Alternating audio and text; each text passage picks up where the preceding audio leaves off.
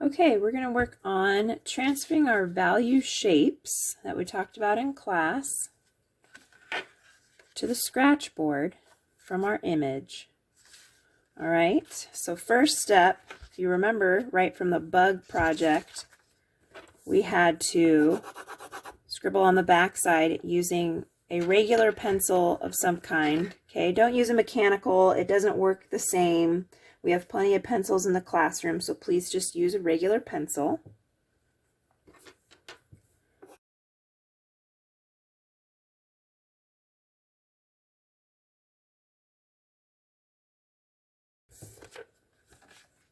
Okay, so for my image, it doesn't quite go all the way to the edge, right? So I didn't quite have to carry all of this graphite to the very edge. But if you, wherever your animal is touching, like it comes down to this edge, so I needed to make sure to have graphite there. Make sure you cover the back, and you need to do this well. You can't just make it really light like that and expect it to transfer. It's not going to. You don't want to have to do it more than once, right? And it won't line up the same if you tried it a second time. So make sure that you're getting this nice and dark. Okay, now that I have that all colored on the back with a regular pencil, I'm going to take a piece of tape, and I have my Scratchboard that's been cut out to fit this size. And you're going to lay the graphite side on top of the black part of the Scratchboard. There's a white side and a black side. The black side is the side you scratch, remember? So the graphite will touch that side of the paper. Okay, and I'm lining it up. And then I'm going to put a piece of tape here. Use small pieces of tape. You don't need to use real big pieces. We're just trying to secure it in place.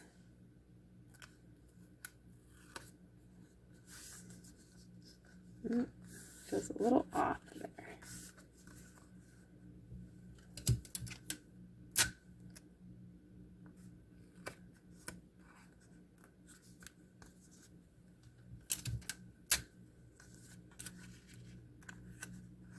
Okay, now I'm going to use a regular pencil, or I might even have you use a colored pencil to make it look a little bit easier, make it so you can see it a little bit easier.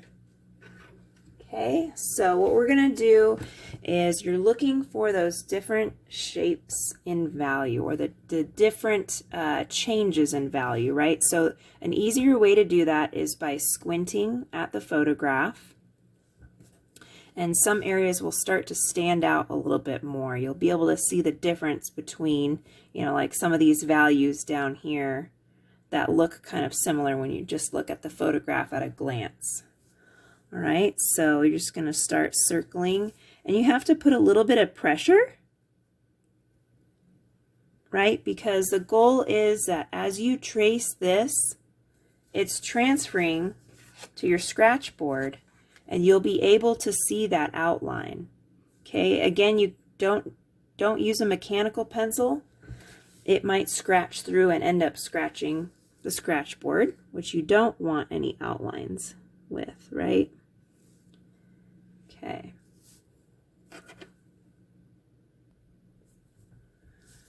I actually decided to switch to a colored pencil so you can see it a little bit easier. So I'm just spending time outlining each different section of value. All right, now remember, each section that I'm outlining only has one value in it. This I can tell, you know, has a couple little spots, but as I'm scratching it, I'll be able to see that on my photograph. Okay.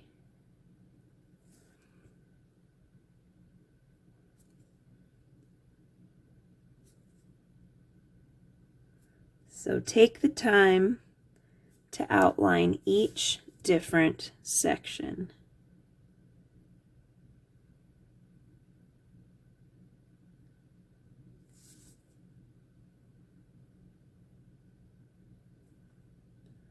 And as you're looking at it, it helps if you stop and squint and look at it and think, where does this value change?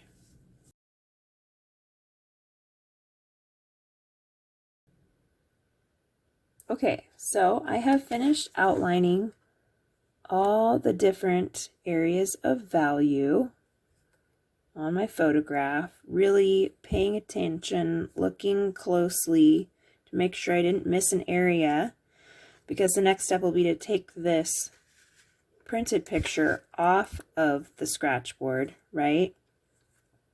So when you're working on this, I really want you to think about if you have covered, or excuse me, outlined each different section of value. I don't want everybody raising their hand and asking me, is this enough? Did I do enough? Did I get it all? I want you to answer that question for yourself.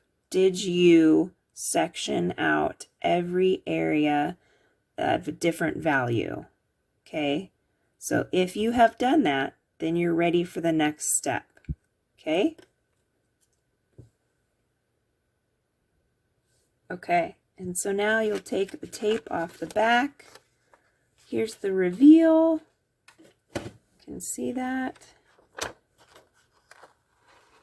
As long as you colored the back of your photograph dark enough, it should have transferred without scratching it or anything if you used a colored pencil. Okay, so look, I have all my different sections of value there. And now I'm going to take my original image and I'm going to be referencing that image while I start working on hatch marks. I want you to still save your original image that you started with, so that way if there's ever a question of what area you valued and you couldn't quite find it from just the photograph here, then you know what section it was because you outlined it with the colored pencil, right? Okay, so when you start your hatching, remember, you're not going to be hatching your lines like this. Okay, you're going to have really controlled directional lines. And when I say directional lines, I mean you want the lines going in the appropriate direction. So this fur is going down this way, right? So I wouldn't just have my lines be like this, going the opposite direction. You want them going the direction of the fur. Okay? The only way I might do it is on her, just a little lip here. It is actually the highlights going this direction. So that's what I'm going to start with, because I can kind of see I traced over it twice, and while I've noticed that, I'm going to go ahead and work with it. And I'm working on the lightest area first. I feel like that first scratch is always a little nerve-wracking, but once you get into it, get more comfortable. Okay. Oop. Turn it a little bit.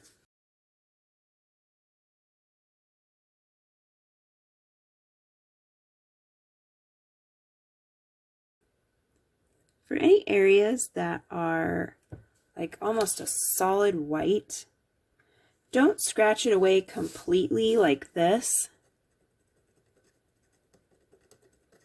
Okay, I want you to leave like just a little bit of black in there, because it kind of it stands out a little bit too much just from what I've seen Scratchboard do. Okay, so just leave a little bit of white in there.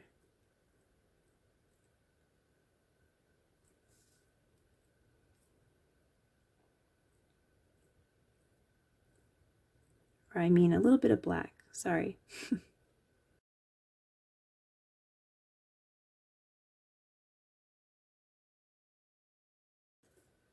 Okay, so I'm focusing on the lightest areas first. If you want to focus on the darker areas first, that's fine, but I would recommend starting either from one way to the other, so either the darkest or the lightest, so that way you can get a feel for carving the surface and how you like those direction of the lines going and what that feels like. Because when you were just making your value scales, you just did straight lines, right? Whereas this time you're going to be trying to maybe do some curved lines, right? For different directions, okay? And use your value scale to help you. If you have to compare your value scale to your photograph and think about which one of those different sections of value on your scale might go with a different area of value on your photograph. Okay, it's a long process. It takes time. Don't rush it. Just take your time and really be looking at your photographs and everything that you have, every different section of value that you've outlined.